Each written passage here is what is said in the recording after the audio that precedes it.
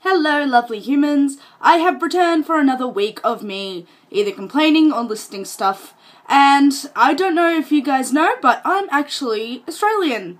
Yay, I'm from Sydney, Australia, and I have grown up here all my life, surprisingly. I know, it's a little bit crazy, and today I wanted to share some things that Aussies kind of know and they do, especially as we were growing up as kids.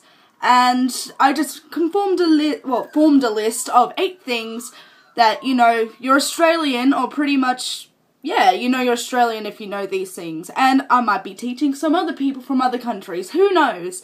It's all learning and realising that you live in a dangerous land full of snakes and spiders, which you kind of realise they don't bother you as much when you live here. Surprisingly. I have spiders in my room constantly, and they just don't bother me anymore. That's one thing you know when you're Australians. All the spiders and the venomous things are just kind of an everyday thing for you. Everything can kill you, but you still go outside. Anyway, to start this off, number 1 is that we shorten a lot of words. Like, even names or anything. Like, afternoon is arvo, lippy, lipstick, and ciggy, or cig, if you want to shorten it more, is a cigarette. But we also have some other really weird ways of saying things. Like, I've never actually heard someone say struth, but apparently we say struth, and put another shrimp on the barbie is actually a massive offence to us. We don't put shrimp on the barbie. We never ever do that, which is surprising. And if you hear our actual accent, not all of us sound like, oi mate and everything, even though we might kind of go down to that occasionally, like I do. But yes, not all of us have that same Aussie accent, I guess.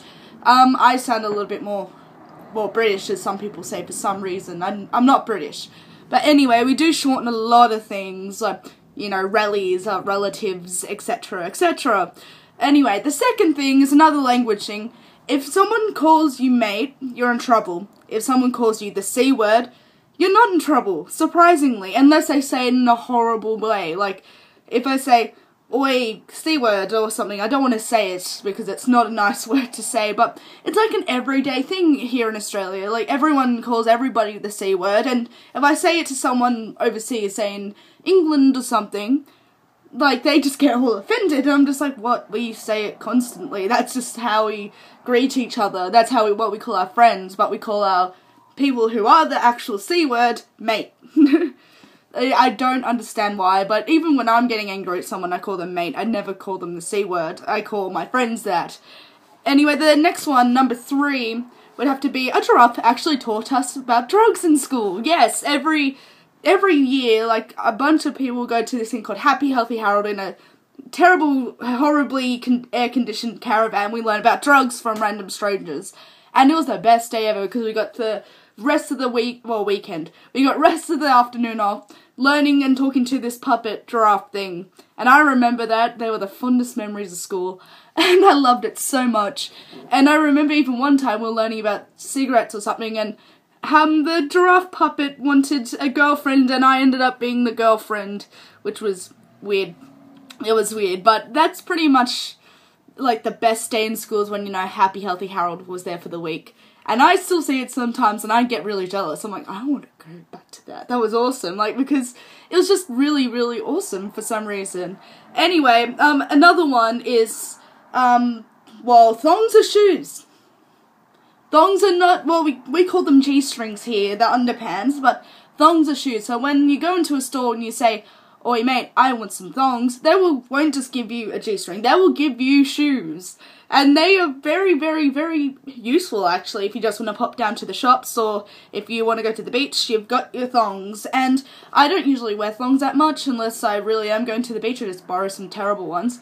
But believe me when I say, I've got some thongs or something, to anyone out there who's not from Australia, I'm not meaning I'm going to go grab my G-string, or I've got heaps of G-strings. It means I've got shoes. I'm sorry. And also, chips are chips. Like, we don't have, like, America has French fries and chips, which are difference between hot chips and chips. I'm gonna say chips a lot now. And pretty much there's, like, there's fries and all kinds of ways you say it, but we just call them chips. And yes, it might be confusing, but for some reason we telepathically know what each other's talking about when we say chips. So if we want hot chips, you kind of just get it. I don't know why. We don't really have any other words. We don't really say crisps or anything. We just say chips. And I'm sorry if it really confuses you, but that's just how it works, I guess. And another one is, when, like, in America and stuff, you know, you get to wear, you know, normal clothes every day to school. Well, we have uniforms. And we used to have these days where we could wear whatever we wanted if we have a gold coin donation. And our gold coins are bigger than our $2 coins. Go figure. I don't know, I don't control that. But anyway, if we wanted to wear free wear, we would have to have a gold coin donation, otherwise we get in trouble. And I don't know why. It was always the best day of school, but you always had to beg your mum for that $1 coin, and you felt really bad because there was such a lot of money in school for some weird reason. Don't ask me why. But they were, like, the best days as well, but you always get really nervous before you go in there, thinking, like, oh, what if it isn't? What if I'm, like, the only one wearing normal clothes and everyone's wearing a uniform, and you start freaking out. That's what I used to do anyway, being a paranoid young child that I was. But I remember that so much. And also the dollar coin sausage sizzles, and you get, like, sausages for lunch and everything just for $1, and it was the best day ever, because everyone would just be, like, cramming down on these things, and you only get one each unless there's heaps left over, so you can get more. But still. Anyway, another one would have to be, Around the Twist was a show. It's an actual show where it become, like, there was even one episode, it's the weirdest show ever. And I still watch it, actually, with my friends when we, you know, have drinks together or something. We just weird out over it.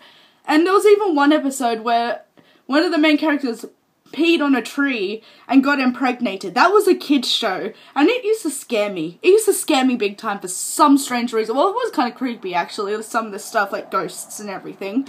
But it was just, like, why? Why would they show this to children? Like, this, what's the message in this? Don't pee on trees or you get pregnant with a tree nymph, and he actually gave birth. But it was a real show. Go look it up. It's actually pretty good, but it's just so 80s and so strange. Well, 90s even. And, oh man, that just takes me back. And also, last one, number 8, would have to be handball was, like, the biggest thing. The only reason you go to school early, or want to get out, you know, early from class, is handball. We used to have tournaments constantly, everyone would try to be better than the other, and pretty much it's a game where you have 4 squares, or you can have 2, or you can, like, split it off where there's 2 people versing, and you have to just verse each other. It's like tennis except with your hand. And everyone used to always make up their own little, like, rules or anything if they didn't want to lose, but that was a massive game back in primary school. I still remember it. I was rubbish. I was terrible at handball, but I still loved playing it. It's just what you did.